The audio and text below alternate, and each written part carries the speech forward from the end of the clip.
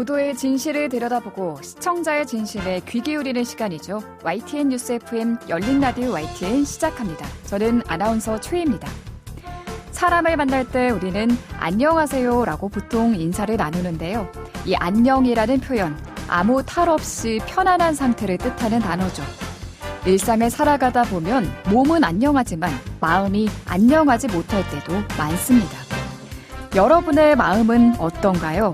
마음 안녕하신지요? 올해 OECD 자살률을 보면 대한민국이 또 압도적 1위를 차지했습니다. 정부도 정신건강에 대한 심각성을 인지하고 국민들의 정신건강을 돌보겠다며 여러 정책들을 펼치고 있는데요. 우리 미디어, 언론에서 바라보는 자살은 어떤 모습일까요? 언론에서 자살 보도를 할 때는 지켜야 하는 자살 보도 가이드라인이 있지만 여전히 잘 지켜지지 않고 공감성도 부족하다는 지적이 나오는데요. 자세한 내용 잠시 후 전문가와 이야기 나눠보겠습니다. 이어지는 팩트체크 시간에는 화장품, 식품의 허위 광고들, 과연 진실은 무엇인지 들여다보죠. 열린 라디오 YTN 지금 시작합니다.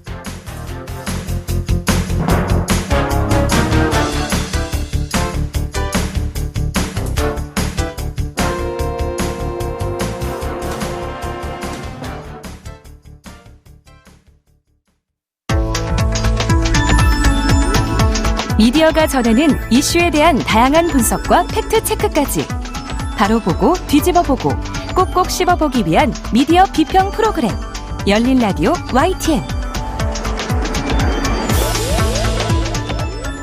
YTN 라디오 열린 라디오 미디어 비평입니다. 오늘은 유현재 서강대학교 커뮤니케이션학부 교수와 전화 연결합니다. 교수님 안녕하세요.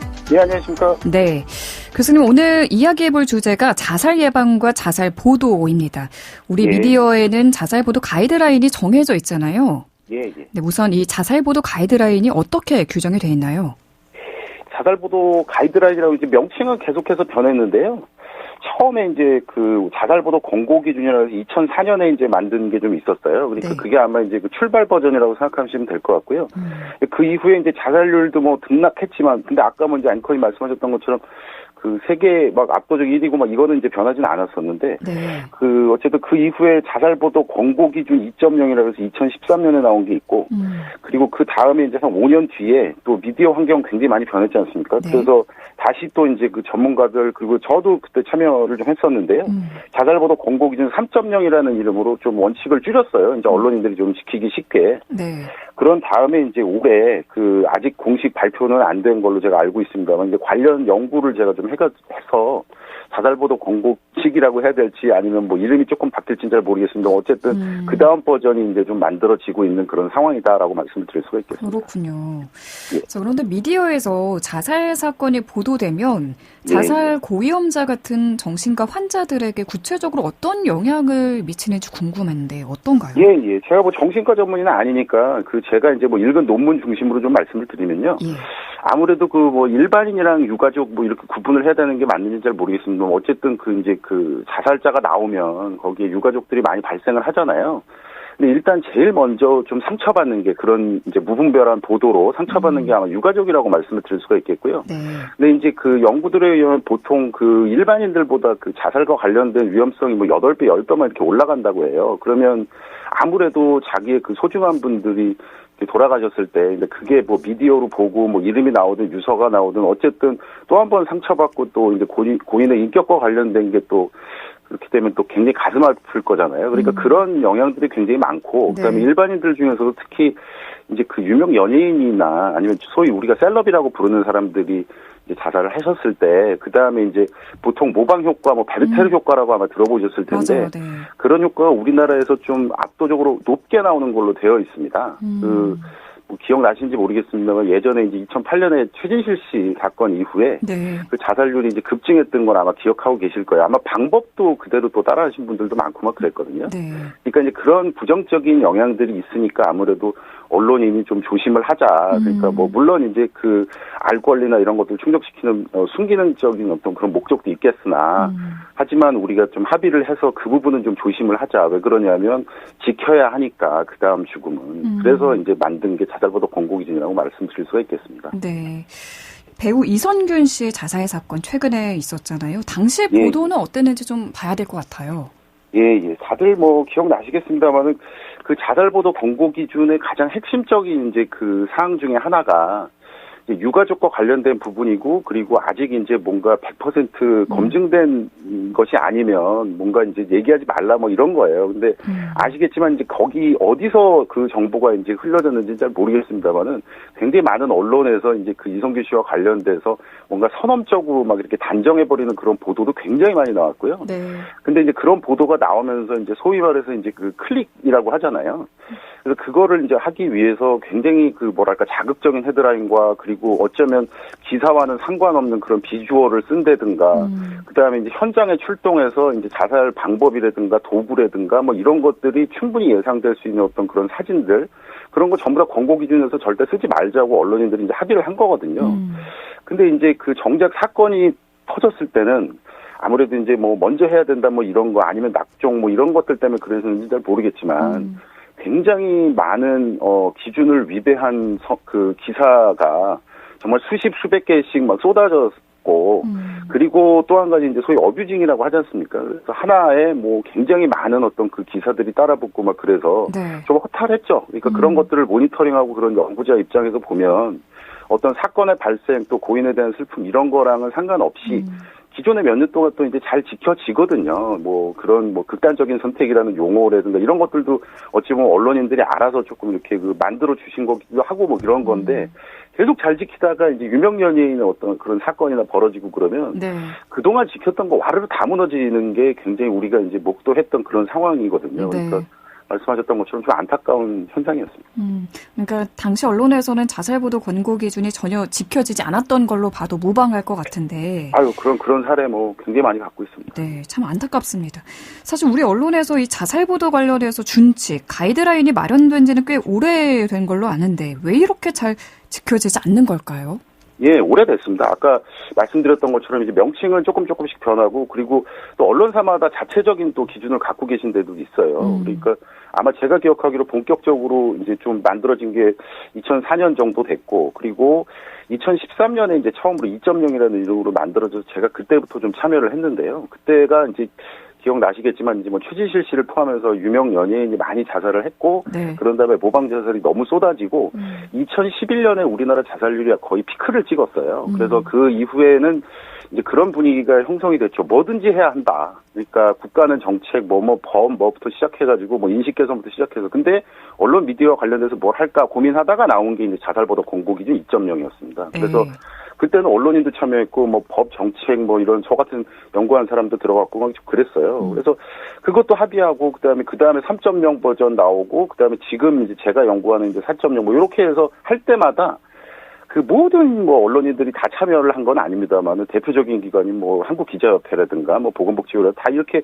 같이 모여서 좀 중지를 모았었는데, 근데 그게 참 안 지켜져요. 이게 참 최근에 미디어 환경 뭐 아시겠지만 굉장히 많은 그 분들이 뭔가 뉴스를 접하는 데 있어서 이제 뭐 유튜브나 뭐 SNS나 온라인을 통해서 이렇게 보게 되잖아요. 그러면 그게 참 뭐랄까 이게 참 챙기기가 어려운 미디어 환경인 것은 분명합니다. 근데 어찌 보면 가장 중요한 것은 언론인들이 이제 알면서도 참는, 예를 들어서 뭐 유서가 나왔다 그러면 기자들이 바쁘게 움직이면은 그 유서의 존재는 알 거 아니에요. 네. 근데 그럼에도 불구하고 참는 기자들이 있고, 유가족과 관련돼서 이러이러한 것들이 내가 지키려고 했던 어떤 규약이니까 안 하겠다라고 하는 언론사도 많아요. 네. 그런데 그렇지 않고 뭐 특종이라는 이름으로 달고 막 유서를 공개한다든가 그러면 사실 유가족 입장에서는 천불이 나는 거죠. 그래서 그런 부분들을 하지 말자고. 근데 물론 안 지켜질 수도 있다라는 건 전제하면서 그럼에도 불구하고 계속해서 조금 더 언론인들이 지킬 법한 권고 기준을 계속해서 뭔가 만들어내는 것이 저 같은 연구자의 뭔가 책임이라고 생각합니다. 네. 그러니까 특종과 기사 클릭수에 눈이 먼 일부 언론인들의 욕심으로. 네, 일부입니다. 일부. 네, 그런 것들이 잘 지켜지지 않는 것 같은데, 교수님은 뭐 자살 보도 권고 기준을 세우는데도 참여를 해 오셨고, 또 얼마 전에는 보건복지부와 함께 공청회에서 자살 보도 준칙에 대해 연구 결과를 발표하셨다고 들었는데 어떤 연구였고 또 결과가 어떻게 나왔는지 설명 부탁드릴게요. 예. 이번에 뭐 이제 공식적으로 지금 뭐 완전히 발표되거나 그런 건 아닙니다. 그래서 어쨌든 저는 연구자로서 결과를 좀 발표해서 이제 뭔가 공청회를 통해서 드린 거고요. 그래서 아마 최종 검토가 있은 다음에 아마 발표될 걸로 제가 알고 있습니다만은 이번에 어쨌든 그 4.0 뭐 다음 버전이라고 합니다만은 거기서 이제 그 복지부와 함께 그리고 기자협회도 참여했고요. 저희가 이제 주안점을 가장 뒀던 것은 이름을 혹시 뭐 예방준칙이라고 바꾸면 어떨까라고 했습니다. 그러니까 이제 자살과 관련된 보도가 예전에는 약간 수동적인 어떤 그런 역할이었잖아요. 이거 하지 말라, 저거 하지 말라 그런 것도 있었지만 네. 이제는 미디어 자체가 뭔가 예방의 어떤 그런 매개가 됐으면 좋겠다라고 해서 이름을 명칭을 좀 그렇게 바꾸면 어떨까라는 생각을 좀 했고요. 그리고 이번 연구에서 가장 주안점은 좀 얘기를 들어봤어요. 그러니까 일반인들 뭐 몇백 명 그리고 현역 지금 언론인들에게 기존에 있었던 공고기준에 대해서 또 물어보고 공고기준의 뭐 구체적인 항목에 있어서 어떤 게 들어갔으면 좋겠는지 어떤 거는 지켰으면 좋겠는지 그리고 이제 뭐 한창 얘기됐던 이제 자살이라는 용어를 쓰느냐 마느냐 이런 것들이 이제 기자들이 힘들잖아요. 네. 그래서 그런 것들에 대해서도 이제 솔직하게 조금 물어보고 그다음에 향후에 어땠으면 좋겠는가 그다음에 외국에서는 뭐 비슷한 사례가 있었는가 이런 것들을 좀 꼼꼼하게 좀 살펴보고 설문조사해서 그날 보고 드렸고요. 그리고 또 이제 전문가들, 꽤 많은 전문가들에게 물어보고, 그거를 이제 뭐 보통 질적 연구라고 하는데, 그 네. 결과도 좀 들어보고, 그래서, 가칭 아까 제가 말씀드렸던 것처럼 예방준칙이라 그래서 구체적인 그 4.0 그 원칙들, 제가 하나하나씩 말씀드리긴 좀 그렇습니다만은, 네. 그런 것들을 이제 보고 드려서 아마 거기서 이제 중지를 모아서 다 같이 이제 좀, 언론인들이 실제적으로 지킬 수 있는 어떤 그런 사회적 합의가 궁극적으로 나올 수 있지 않을까라는 바람을 가져봅니다. 이번에 나오는 게 4.0이고 이름을 조금 바꿔서 자살보도 예방준칙으로 세상에 나올 수 일단은 있는데. 제가 그렇게 제안을 드렸고요. 복지부도 가능성이 있을 것 같다라고 해서 이제 같이 뭔가 얘기하고 있는 어떤 그런 상황이다라고 말씀드릴 수 있습니다. 네, 준칙이 최종적으로 공식적으로 발표가 되면 또 이렇게 자리 마련해서 말씀 듣는 시간 가져보겠습니다. 예. 또 잠깐 언급해 주셨는데 자살이라는 용어를 둘러싸고도 의견이 엇갈리는 것 같아요. 예. 이전에는 한참 뭐 언론 미디어 등에서 자살을 극단적 선택이라는 단어로 애둘러 표현을 했는데 최근에는 이 자살은 자살이라고 해야 한다라는 말이 있는데 교수님께서는 어떻게 생각하시나요? 제가 얼마 전에도 그 언론인들이 많이 보는 이제 뭐 또 곳에다가 이제 글도 쓰고 조금 그랬었는데요. 제가 한번 찾아봤어요. 연구자로서. 그 극단적 선택을 도대체 누가 이제 먼저 쓰셨을까 생각해 보니까 그걸 찾아보니까 네. 2003년도에 이제 그 정몽원 회장 돌아가셨을 때 그때부터 이제 뭐 극단적인 뭐 이렇게 해가지고 그걸 조금 애둘러 쓰는 어떤 누군가 쓰셨겠죠. 근데 그 다음에는 이제 그 뭐 핀란드 케이스였습니다만은 핀란드에 이제 우리나라가 자살률 막 높기 전에 좀 많이 높았던 국가거든요. 근데 거기서 언론에서 이제 자살이라는 용어 자체를 하지 말자 이런 게 약간 이제 운동처럼 됐는데 뭐 우연일지 모르지만 그 다음에 자살률이 좀 줄기고 그랬어요. 그래서 그 자살이라는 용어를 좀 쓰지 말자. 이게 이제 그 유가족이나 분들한테 좀 피해가 갈 수도 있다라고 했더니 이제 그 언론인들이 저는 굉장히 그 선의의 뭔가 동조였다고 생각하는데 네. 어떤 날부터 그걸 자살이라는 용어를 안 써주시기 시작했어요. 네.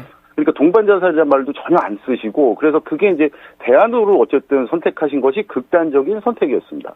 그래서 꽤 오랜 기간 동안 그게 쓰여져 왔고 저는 뭐 별 문제의식은 없었어요. 그런데 언젠가부터 이제는 자살과 관련돼서 그냥 다양하게 좀 막아야 된다라고 그러는데 이제 누군가 제기했는데 거기 이제 저를 포함해서 많은 사람이 동조했던 게 자살을 선택이라고 하는 문화를 좀 없애자.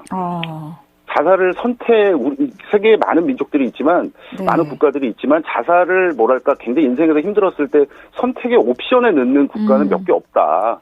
그래서 자살률을 줄이려면 그것도 조금 고쳐야 되지 않느냐라고 이제 생각을 했고 그게 맞다.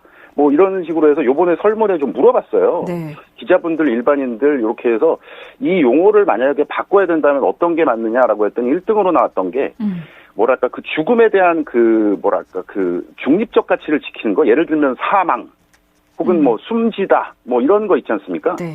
그래서 그런 용어 그다음에 그다음 순위가 그냥 자살은 자살로 쓰자 뭐 이런 거였습니다. 그래서 제가 공청회 때도 말씀드렸지만 1차적으로는 뭐 누구누구 뭐 사망 뭐 숨지다 뭐 이런 것들에 대해서 뭔가 가치 부여를 하지 않는 표현을 쓰자. 그게 이제 약간 미국식이거든요. 네. 영어로 하면 뭐 deceased 뭐 이렇게 얘기하고 이제 끝나는 거죠. 그래서 설사 뭐 이렇게 사람들이 그 관련 사항을 뭔가 느낄 수는 있지만 그럼에도 불구하고 그런 중립적 표현을 쓰자라고 제언을 드렸고요. 근데 그렇지 않은 경우 이제 그 헤드라인 말고 본문에서 뭔가 맥락상 자살이라는 용어가 꼭 필요하면 그거는 뭐 써도 되지 않을까라고 해서 공감대를 얻었다라고 좀 말씀을 드리고요. 저도 그렇게 주장을 했습니다. 자살은 어떤 상황에서도 선택해서는 안 되는 거기 때문에 라는 그게 포인트입니다. 네, 생각에서 극단적 선택이라는 표현을 좀 자제하자라는 의견도 나왔었다라는 말씀을 주셨습니다.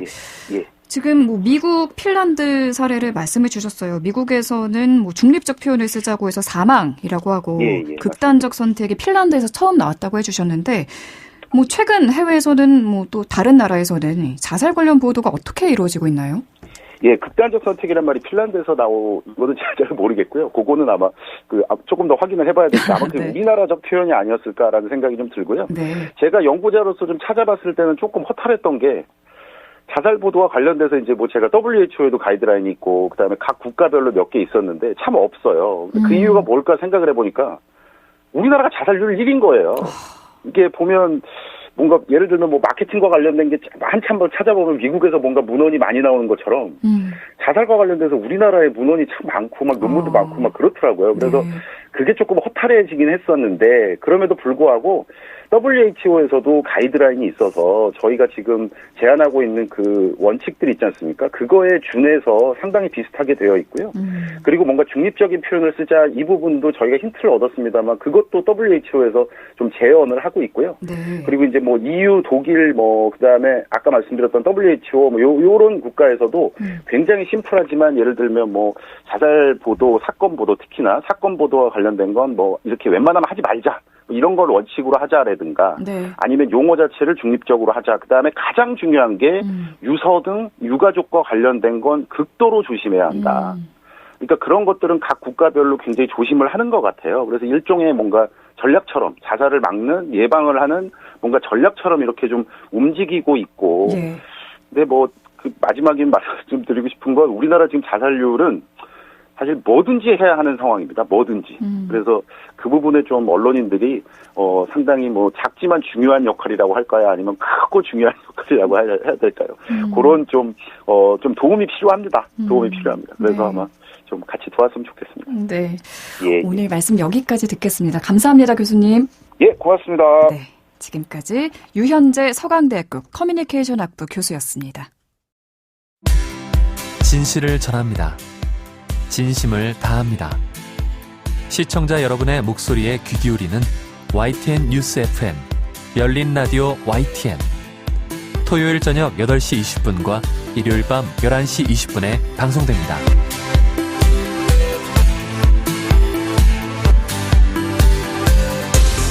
네, 이번에는 YTN 라디오 프로그램들을 모니터링하고 평가해 보겠습니다. 오늘은 김승민 시청자 평가원과 전화 연결돼 있습니다. 안녕하세요. 네, 안녕하세요. 네, 이번 주에는 어떤 프로그램 모니터링 하셨나요? 이번 주에는 매주 오전 7시 15분부터 9시까지 방송하는 뉴스파이팅 배승희입니다를 들었습니다. 모니터 기간은 9월 23일부터 10월 4일까지 2주간입니다. 네, 뉴스파이팅 배승희입니다. 어떤 내용 먼저 짚어볼까요? 정치 흐름을 분석하고 예측하는 것은 언론이 해야 할 일입니다. 그러나 분석과 예측보다는 이슈몰이에 집중하는 것은 아닌가 싶은 부분이 있어 이를 짚고자 합니다. 지난 10월 2일 정치 비하인드 코너에서 진행자는 검찰이 이재명 더불어민주당 대표에게 위증교사 혐의로 징역 3년을 구형한 것을 두고 민주당 내에서 뉴 삼김 시대 열렸다. 김부겸, 김경수, 김동연 이 삼김 시대 열렸다. 이렇게 보는데요. 라는 질문을 던졌습니다. 이 뉴 삼김 혹은 신 삼김이라는 단어는 지난 8월 26일 CBS의 한 라디오 프로그램에 출연한 김부겸 전 총리가 활동 재개를 선언하자 앵커가 요새 삼김이라고 하는 거 아세요? 라고 언급한 이후 언론에 자주 나오게 된 표현입니다. 예. 같은 날 오후 YTN의 한 TV 프로그램에 출연한 김영준 교수는 저는 신삼김이라고 보는데라고 했고요. 함께 출연한 배종찬 소장은 아예 김부겸 전 총리는 YS, 김경수 전 지사는 DJ, 김동연 지사는 JP입니다라고 정의했습니다. 이렇게 표현을 해도 괜찮은 건가요? 이재명 1급7제가 확고했던 상황이었기에 이에 대해 당시 다른 출연진들은 삼김은 일단 무게감이 다르다. 출처가 어디냐며 부정적인 반응을 보였는데요. 이재명 대표의 1심 선고일을 다음 달로 앞둔 지금은 이날 출연한 서정욱 변호사가 이제는 때가 왔다. 삼김이 물 만난 듯이 본격 활동하지 않을까라고 발언하는 등 분위기가 조금 달라졌습니다. 예. 다만 이재명 대항마로 불리는 이들의 활동보다 언론의 표현이 훨씬 앞서고 있다는 점에서 이슈몰이가 아니냐는 우려가 들었는데요. 이들을 삼김이라고 호칭하고 자꾸 불러내는 것을 정치 프로그램에 출연한 평론가나 진행자가 맡는 상황입니다. 호명된 3명 중 김경수 전 지사는 현재 유학 생활을 하고 있어 정치권 복귀조차 하지 않은 상황이라는 점이 더욱 그렇습니다. 이에 이날 서정욱 변호사와 함께 출연한 박원석 전 의원은 저는 삼김 이런 분들한테 드리고 싶은 말씀이 좀 정치 행위를 적극적으로 해야지 상황이 본인들한테 유리하게 전개되길 기다리기만 한 거 아니냐고 지적했는데요. 진행자가 단순히 출연하는 패널마다 삼김 어떠냐고 반복적인 질문만 하기보다는 바로 이런 부분을 함께 짚어준다면 더욱 의미 있는 답변으로 이끌 수 있겠습니다. 네, 또 어떤 점 짚어보면 좋을까요? 패널들의 일부 강성 발언에 진행자의 중재 역할이 없었던 것도 아쉬움을 주었습니다. 예. 이재명 민주당 대표의 위증도사 혐의와 관련해 지난 9월 30일 이슈 인터뷰에 출연한 윤상현 국민의힘 의원은 결국 2027년 3월 이전에 감옥과 형국에 처한다고 했고요. 지난 10월 2일 정치 비하인드에서 서정욱 변호사는 김진성 씨는 집행유예, 이재명 대표는 실형. 이재명 대표가 위증 중에 질이 제일 안 좋은데 이거 실형 안 때리면 앞으로 위증교사 처벌 못한다라고 했습니다. 네. 이에 대해 진행자는 아무런 멘트가 없었는데요. 판결이 나오지 않은 상황에서 양형에 대해 단정적으로 얘기하는 부분은 객관성을 고려해 짚고 넘어갈 필요가 있어 보입니다. 또한 지난 10월 4일 정치적 원의 시점에 출연한 이상민 전 국민의힘 의원은 민주당의 이미 상당수는 이재명과 그 공범자라고 할 정도로 민주당이 개딸당이 됐다며 개딸이라는 표현을 수차례 사용했는데요. YTN의 다른 프로그램의 진행자는 이 경우 해당 표현을 강성 지지층으로 바꿔 불러준다는 점도 참고한다면 좋겠습니다. 예. 패널들의 반복되는 표현이나 추측성 발언이 청취자들에게 미치는 영향을 고려해 객관성과 중립성을 유지하는 방송이 됐으면 합니다. 네, 좋게 평가할 부분도 있을까요? 진행자의 날카로운 질문이 돋보이는 진행도 있었습니다. 지난 10월 2일 이슈 인터뷰에 출연한 심평 변호사는 대법원이 현실적으로 이재명 대표에 대해 유죄 확정 판결을 선고하는 것은 어렵다는 발언을 했는데요. 그 이유가 야권의 가장 강력한 대통령 후보이기 때문이라고 하자 진행자는 사법부가 정치적 고려를 하고 있다는 거냐고 질문했습니다.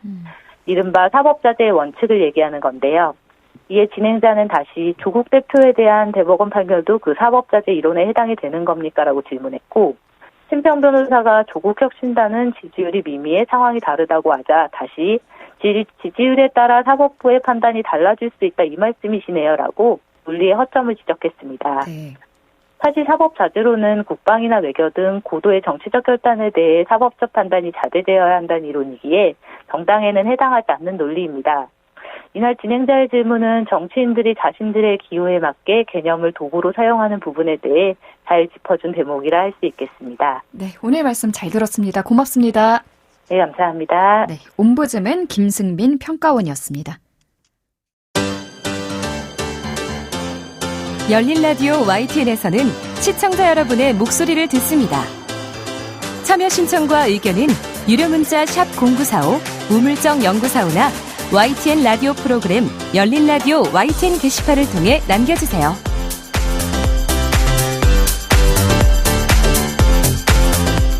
지난 한 주간 있었던 뉴스들 가운데 사실 확인이 필요한 뉴스를 팩트체크해보는 시간입니다. 선정수 팩트체커 전화로 만나보죠. 안녕하세요. 네, 안녕하십니까. 네, 오늘 준비한 주제가 화장품과 식품의 허위 광고인데요. 저도 인터넷이나 SNS를 하다 보면 혹할 때가 있어요. 이게 네. 정말 사실일까 싶은 광고들이 많이 보이거든요. 네, 화장품과 식품 분야의 허위 과장 광고는 어제 오늘 이야기는 아닌데요. 바르면 예뻐질 것 같고 먹으면 힘이 나는 걸 넘어서서 온갖 병이 나을 것 같은 그런 광고들이 굉장히 많습니다. 예로부터 허위 과장 광고의 대명사가 약장수였고 어르신들이 사기 피해를 많이 당하는 것도 건강식품 홍보관 이런 걸 보면 예나 지금이나 굉장히 심각한 문제인 건 사실입니다. 네, 그럼 지금부터 하나하나 살펴보겠습니다. 요즘 계절이 바뀌면서 알러지성 비염으로 고생하는 분들도 많고 또 면역력 개선에 관심 갖는 분들도 많은데요. 관련해서 식품 허위 광고에 대한 단속 결과가 발표됐다고요?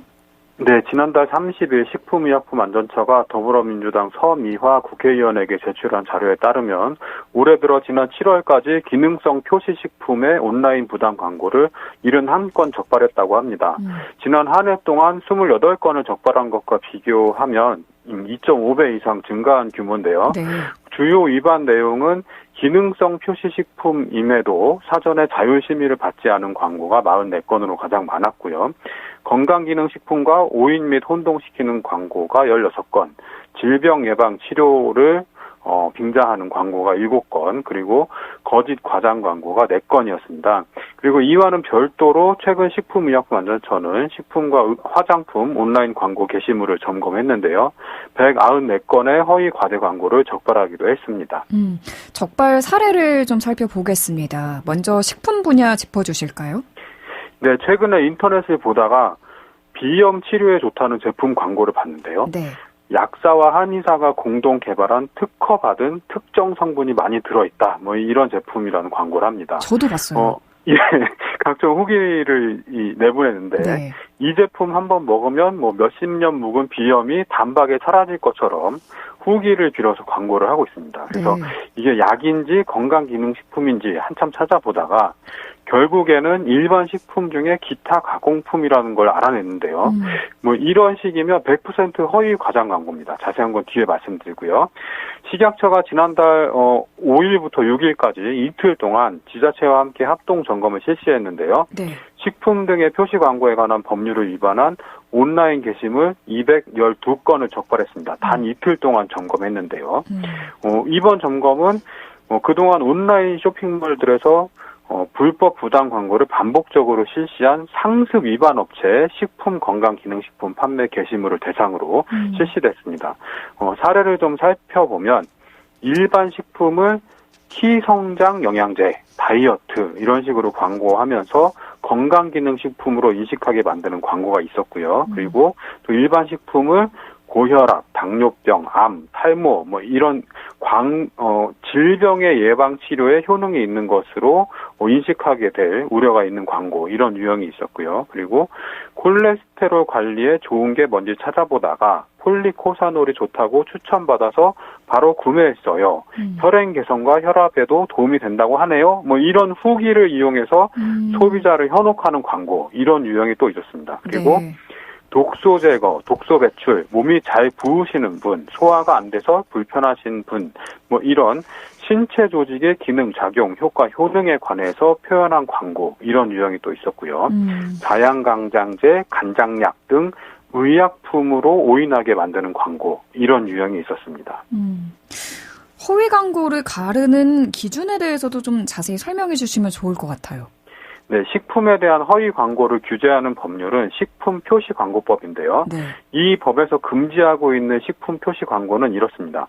질병의 예방 치료에 효능이 있는 것으로 인식할 우려가 있는 표시 또는 광고, 그리고 식품 등을 의약품으로 인식할 우려가 있는 표시 또는 광고, 네. 건강기능식품이 아닌 것을 건강기능식품으로 인식할 우려가 있는 표시 또는 광고, 거짓 과장된 표시 또는 광고, 소비자를 기만하는 표시 광고, 다른 업체나 다른 업체의 제품을 비방하는 표시 광고, 객관적인 근거 없이 자기 또는 자기의 식품 등을 다른 영업자나 다른 영업자의 식품 등과 부당하게 비교하는 표시 광고, 사행심을 조장하거나 음란한 표현을 사용하여 공중도덕이나 사회윤리를 현저하게 침해하는 표시 광고, 이렇게 규정이 되어 있습니다. 따라서 일반 식품인데 이걸 먹으면 어떤 병이 낫는다. 일반 식품인데 건강기능식품으로 오인하도록 하는 이런 유형의 광고들은 처벌 대상이 되는 겁니다. 그래서 앞서 말씀드린 비염 치료에 좋다고 광고하는 일반 식품은 길게 따져볼 것도 없이 네. 허위 과장 광고인 셈이죠. 네, 식품 분야 허위 광고 기준을 쭉 짚어주셨는데 하루에도 몇 번씩 우리가 흔히 접했던 그런 네. 광고 유형들인 것 같아요. 맞습니다. 네, 화장품 분야 허위 광고로는 어떤 것들이 있었나요? 우선 좀 화장품의 정의를 살펴보면요. 화장품법에서 화장품을 이렇게 정의를 하고 있습니다. 인체를 청결, 미화하여 매력을 더하고 용모를 밝게 변화시키거나 피부, 모발의 건강을 유지 또는 증진하기 위하여 인체에 바르고 문지르거나 뿌리는 등 이와 유사한 방법으로 사용되는 물품으로서 인체에 대한 작용이 경미한 것, 이렇게 정의가 되어 있습니다. 네. 화장품 제조, 수입, 판매, 수출을 관장하는 화장품법에 따르면 소비자가 화장품을 의약품으로 오인하도록 하는 내용의 표시 광고를 금지하고 있습니다. 따라서 면역력 증진, 혈액순환 개선, 이런 질병을 예방 또는 치료하거나 마이크로 니들과 같이 피부 장벽층인 각질층과 표피를 통과하여 피부 내로 유효 성분을 전달한다. 이런 내용을 사용해서 의약품으로 오인하도록 광고를 하면 처벌받게 됩니다. 네. 예, 또 화장품은 인체에 미치는 영향이 경미하기 때문에 모공수 개선, 10대 연령의 눈가로 만들어줌, 이런 신체를 개선하는 효능 효과를 내세우는 광고는 소비자를 현혹하는 거짓 과대 광고에 해당됩니다. 화장품을 사용했더니 신체가 어떻게 바뀌더라. 이런 광고는 처음부터 성립할 수가 없는 거죠. 많은 화장품, 특히 기초 제품에서 자주 쓰는 문구들인데 이런 네. 것들이 다 허위 광고였군요. 네. 자, 그런데 기능성 화장품으로 시판되는 제품들도 있잖아요. 이건 어떻습니까? 네, 화장품법은 5가지 분야의 기능성 화장품을 허용하고 있는데요. 네. 피부 미백, 주름 개선, 자외선 차단제, 모발 관련 염색, 탈색, 영양 공급제, 피부나 모발의 기능 약화로 인한 건조함, 갈라짐, 빠짐, 각질화 등을 방지하거나 개선하는 데 도움을 주는 제품, 이렇게 5가지 유형의 기능성 화장품을 허용을 하고 있습니다. 그래서 품목별로 안전성과 유효성에 대해서 심사를 받고 기능성 화장품을 판매할 수가 있는데요. 기능성 화장품은 구매 전에 식약처로부터 인정받은 기능성 화장품인지 반드시 확인을 해야 하고요. 네. 주름 제거, 탈모 방지, 기능성 화장품의 이런 효능 효과를 벗어난 제품은 구매하지 않는 게 좋습니다. 그리고 탈모에 좋다고 광고하는 샴푸들이 많이 있잖아요. 그런데 식약처의 공식 입장은 탈모를 예방하거나 치료하는 샴푸는 없다. 이렇습니다. 또 탈모 치료제, 의약품은 두피에 흡수되어 작용하므로 샴푸와 같이 모발을 씻어내는 용법으로 허가받은 제품은 없습니다. 이렇게 강조하고 있습니다. 탈모 샴푸가 굉장히 많이 팔리는 걸로 알고 있고 광고도 네. 많이 하거든요. 그런데 네. 이 탈모를 예방하거나 치료하는 샴푸는 없다라고 하니 배신감도 들고 굉장히 좀 충격적인데 좀 더 네. 설명을 해주시죠. 제조사가 탈모 기능성 화장품으로 심사를 받거나 보고를 했으면 효능 효과에 이렇게 쓸 수 있어요. 탈모 증상의 완화에 도움을 준다. 이런 내용을 표시할 수 있습니다. 기능성 화장품으로 심사를 받거나 보고를 하면 탈모 샴푸, 탈모 관리, 탈모 케어 이런 표현을 사용할 수 있는데요. 네. 실제로 국내 탈모 샴푸 시장 점유율 1위를 내거는 대기업 계열사 탈모 샴푸 제품 광고를 살펴보면 효능 효과 그 란에 이렇게 돼 있습니다. 탈모 증상의 완화에 도움을 줍니다. 네. 이렇게 되어 있습니다.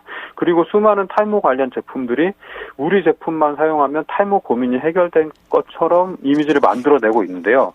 그런데 어떤 탈모 샴푸도 모발을 자라게 하거나 빠지지 않게 하는 제품은 없습니다. 샴푸를 사다가 머리를 감으면 머리가 빠지지 않고 풍성하게 자라나는 그런 탈모 샴푸는 존재하지 않는다는 뜻이죠. 네. 탈모가 고민되는 분들은 피부과 병원에 가서 진료를 받고 처방에 따라서 의약품인 탈모 치료제를 용법에 맞게 사용하시는 게 좋습니다. 네, 또 앞에서 말씀해 주셨듯이 이 기능성 화장품은 구매하시기 전에 식약처 인증을 받은 제품인지 확인을 꼭 하셔야 된다는 점 기억하시면 좋겠습니다. 네. 식품과 화장품을 둘러싼 허위 과장 광고, 이처럼 끊이지 않는 이유는 뭘까요? 일단 제조 판매업자들의 상수를 지적할 수밖에 없는데요. 규모를 막론하고 우리 제품을 좋게 보이게 해서 매출을 늘리겠다. 이런 동기가 있을 수밖에 없거든요. 네. 그런데 있는 그대로 사실만 갖고 광고를 해야 되는데 자꾸 거짓말을 섞는 거죠. 여기에다가 소비자들은 제조 판매사보다 정보를 덜 갖고 있고 특별히 검증할 수도 없는 정보 비대칭성이 존재하는 것도 허위 광고가 판을 치는 이유 중 하나로 꼽습니다. 네. 그래서 정부와 언론 그리고 시민단체가 이런 허위 과장 광고를 적발해내는 노력을 더 기울여야 할 걸로 보입니다. 그런데 또 이 정부와 지자체가 단속을 한다고 해도 굉장히 단속 인력이 부족하고 단속할 때만 잠깐 이 업체들이 몸을 사렸다가 해당 기간이 지나면 또 보란듯이 허위 광고를 내보내는 행태가 반연해 있거든요. 그리고 적발이 되더라도 솜방망이 처벌로 일관하는 이런 것도 굉장히 문제입니다. 식품표시광고법에 따르면 이런 허위 광고로 적발이 되면 시정명령, 회수 및 폐기 처분, 영업정지, 품목 제조 정지, 과징금, 위반 사실 공표, 10년 이하 징역 또는 1억 원 이하의 벌금에 처하도록 규정을 하고 있는데요. 네. 근데 대부분의 적발 사례들이 시정명령에 그치고 있고 위반 사실 공표도 각 지자체와 식약처 홈페이지로 나눠서 실시가 되고 있는 상황이거든요. 네. 그래서 어떤 회사들이 문제 있는 제품, 문제 있는 광고를 하고 있는지 찾아보려고 해도 각 지자체를 다 찾아봐야 되고 식약처 홈페이지도 들어가 봐서 일일이 찾아봐야 되는데 누가 뭐 이런 노력을 기울일 수가 없잖아요. 네. 그렇기 때문에 이런 처벌의 실효성을 더 높여야 됩니다. 먹을거리를 갖고 장난치다가 한번 적발되면 곧장 망한다. 이런 인식을 확실히 심어줄 수 있도록 처벌을 강화하고 단속을 꾸준히 집행해 나갈 필요가 있는 거죠. 맞습니다. 또 구매자도 이 과장 허위 광고에 현혹되지 않고 똑똑한 구매를 하는 게 중요해 보입니다. 네. 오늘 말씀 잘 들었습니다. 고맙습니다. 네, 고맙습니다. 네, 지금까지 선정수 팩트체커였습니다. 열린 라디오 YTN 오늘 순서 여기서 마무리합니다. 저희 프로그램은 YTN 라디오 홈페이지와 앱, 또 유튜브와 팟빵을 통해서도 다시 들으실 수 있습니다. 오늘 끝곡은 카펜터스의 Yesterday Once More 준비했습니다. 저는 다음 주 이 시간에 다시 인사드리겠습니다. 아나운서 최유였습니다. 고맙습니다.